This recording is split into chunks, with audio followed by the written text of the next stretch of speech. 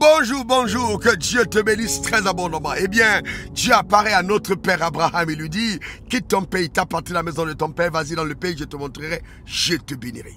Cependant, Abraham n'entre pas en possession de la promesse, jusqu'au jour où il reçoit la visite de 3 hommes qu'il va accueillir avec promptitude, avec honneur. Et c'est après ça que ces hommes déclarent à Abraham, assurément l'année prochaine, dans la même époque, ta femme, Sarah, te donnera un enfant. Et cette parole arriva à accomplissement.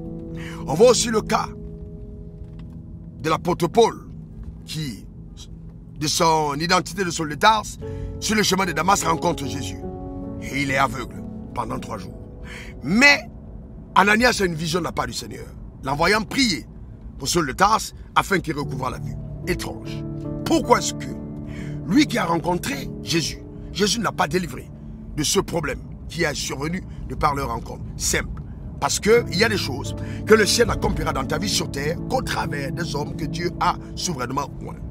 Conscient de cette vérité, sachant clairement, et je l'annonce encore aujourd'hui, que l'ange de la prospérité marche avec moi, de par la grâce de la foi qui m'a été aussi accordée, je lève ma main vers le ciel, je décrète, déclare établi sur ta vie, dans le nom suprême de Jésus, qu'aucune barrière invisible ne t'empêchera d'entrer en possession des promesses que le Seigneur a réservées pour toi. Tu serviras Dieu dans l'abondance, jamais dans le manque, au nom suprême de Jésus, et tout ce que Dieu a programmé dans ta destinée arrivera au temps convenable, dans le nom suprême de Jésus. Je décrète, déclare établi, par la puissance de Dieu, qu'aucune limitation ne me tiendra en arrière. C'est pas possible. Non, te maintenir en arrière, c'est pas ton partage. Reçois l'accélération. L'accélération entre maintenant par ces portes qui jadis hier étaient fermées. Au nom suprême de Jésus, que la grâce de Dieu coule dans ta vie et que tu reçoives l'enrobement. C'est-à-dire en fait que tu reçoives en toi une onction nouvelle te permettant d'agir dans une dimension qui n'a jamais été la tienne de par le passé. Une nouvelle saison. Une nouvelle saison. Je prophétise cela dans le nom suprême de Jésus et que par les paroles de la prophétie,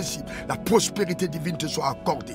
Oui, célèbre la grandeur de ton Dieu, reçois la guérison, reçois la délivrance, la restauration, l'élévation, la distinction, la faveur à tous égards, par la puissance merveilleuse de Dieu, au nom suprême de Jésus. Que cette grâce soit ton partage et que à partir de cette parole, maintenant, les choses changent radicalement. Tu auras un témoignage, 2, 3, 4, 5, 6, 7 témoignages. À tous égards, la main de Dieu sera toujours là pour te faire du bien. Ces paroles agissent à ton égard. Donne-moi simplement 3 bons amen. Amen, amen, amen. Bien, c'est au nom de Jésus que ces paroles ont été décrétées sur ta vie. Bien, écoute-moi très bien, écoute-moi très bien. Tu es sur le point de célébrer la grandeur de ton Créateur. Demeure béni, demeure comblé. Ces mauvais jours, tu les contempleras dans le passé. Ce sera pour toi un témoignage. Notre Dieu est capable de changer un deuil en fête. Voyez-vous, les lamentations se transforment en cris de joie. C'est ton partage, c'est ta portion. Cette saison est spéciale à cause de ces paroles et de la volonté souveraine de Dieu. Au nom suprême de Jésus. Pour te servir, c'était encore moi, Ralwafou. Bye bye. Au revoir. Suivez le révérend sur les réseaux sociaux, Facebook, Instagram, Twitter et YouTube. Et suivez-nous en scannant le QR code.